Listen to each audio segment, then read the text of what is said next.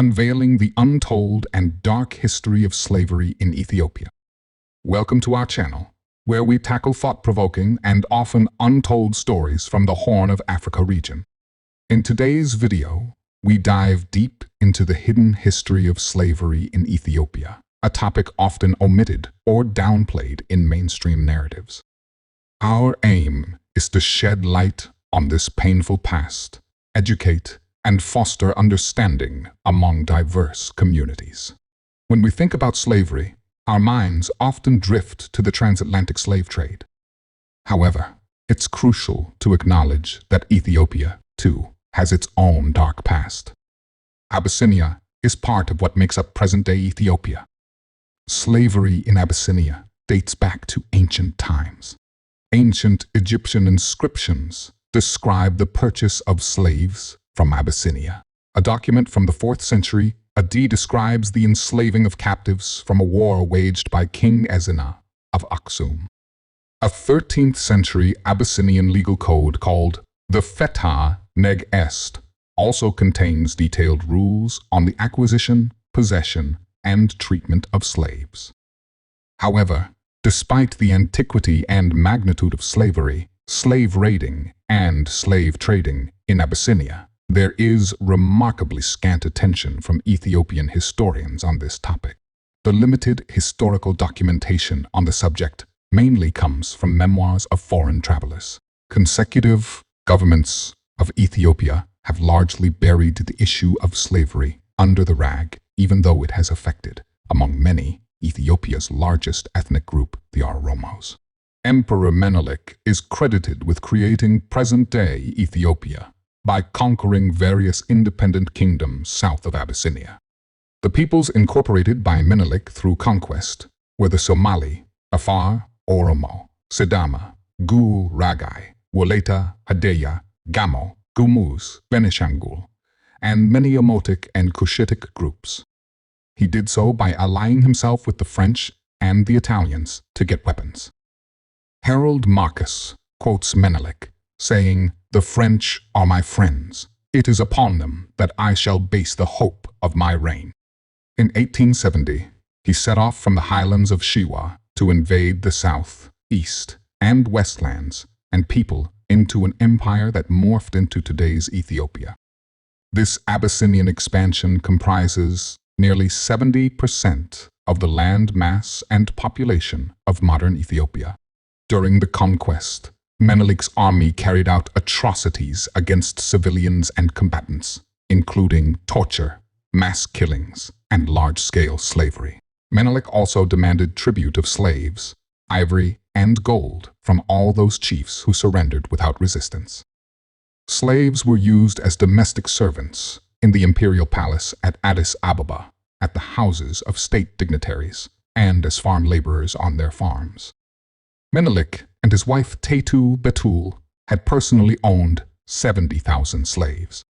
It wasn't just Menelik's government that practiced slavery. Ordinary Abyssinians also raided various villages and captured slaves for sale. The Abyssinian Orthodox Tewahedo Church also sanctioned slavery and accepted offerings of slaves to serve the church. The slaves that were not used domestically were sold off mainly to the Arab world through Massawa in Eritrea, Tajura in Djibouti, Zila in Somalia, and the inland port of Matama on the Sudanese border.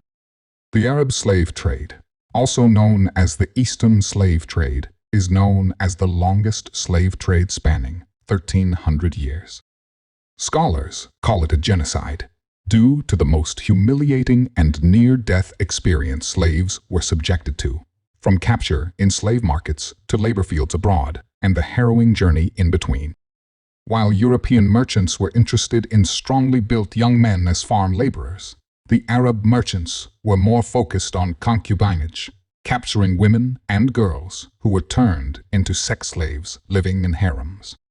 The demand was so high that female slaves would fetch double the price. So, most of the slaves captured and sold were young girls, ranging from 9 to 17 years old. Castrated slaves are called eunuchs. Eunuchs were also in high demand in Arabia, and could fetch 4 to 5 times the price of non-castrated slaves. Producing eunuch slaves was the most dehumanizing aspect of the trade in slaves, and a large number of eunuchs were also sold to the Arab world. Most of the slaves who went through the ports of Massawa and Tajura ended up at the port of Jeddah in Saudi Arabia. Jeddah had one of the largest slave markets for centuries. The provinces of Bagamadir, Saman, Darita, Gifag, Gondar, Sakota, and Adwa had large marketplaces for slaves. The officials in those areas collected tolls from passing slave merchants as they transported their slaves to various ports. It is difficult to estimate the exact number of slaves exported from Ethiopia, as there are no official records. As indicated above, historians have yet to do much to research this part of Ethiopian history. In 1978, Ralph Austin made a painstaking effort to quantify Ethiopian slave exports in the 19th century. Austin estimated Ethiopian slave exports to have been between 450,000 and 500,000. Others have estimated it to be far greater. Britain, America, and the rest of Europe abolished slavery around the year 1865. However, slavery in Ethiopia continued for centuries, and it found markets in the Arab world since the Arab slave markets had continued into the late 20th century. The French conquest of Obak in Djibouti in 1884, the British occupation of Zaila on the Somali coast in 1884, and the Italian seizure of Massawa in 1885 of Eritrea had made it difficult, if not impossible, for slave merchants to export their slaves. Internally, however, the slave trade continued in Ethiopia. In fact, when Ethiopia wanted to join the League of Nations in 1923, the League of Nations had required Ethiopia to abolish slavery before it could join. King Haile Selassie passed a law abolishing slavery, but the practice nonetheless persisted, and until the coming of the Derg, slavery and serfdom were rampant in Ethiopia. Ironically, the fascist leader Mussolini justified his invasion of Ethiopia in 1935 as a civilizing mission since Ethiopia had not eliminated slavery.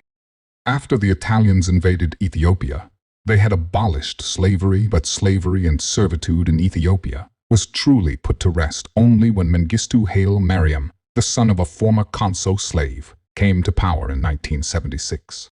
Mengistu's father, Haile Mariam, was a slave who was freed when the Italians abolished slavery during their rule of Ethiopia. The slave-era negative and racist attitudes of Abyssinians toward the people from the south still persist to this very day. A former Tigrian party leader recently said, "We accepted the Walaita as people and transformed the Oromo from animals to human beings with very little outrage from the public." What is more, the country's military leadership is dominated by Abyssinians, with the Southerners as foot soldiers. As the country has engaged in various wars, it is the former enslaved Southerners that continue to pay the heaviest price. A wave of protests in 2018 ushered in a new leadership in Ethiopia.